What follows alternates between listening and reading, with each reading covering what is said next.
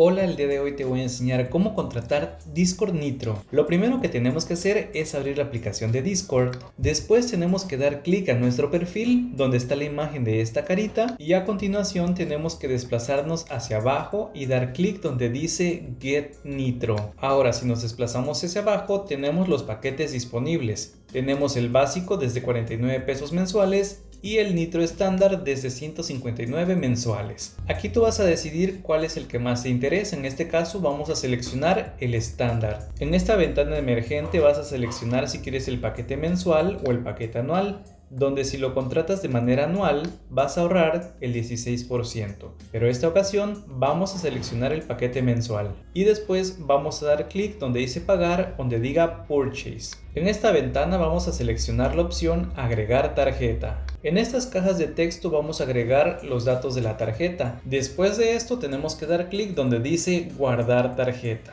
para después confirmar la compra. Y listo, ahora ya sabes cómo contratar Discord Nitro.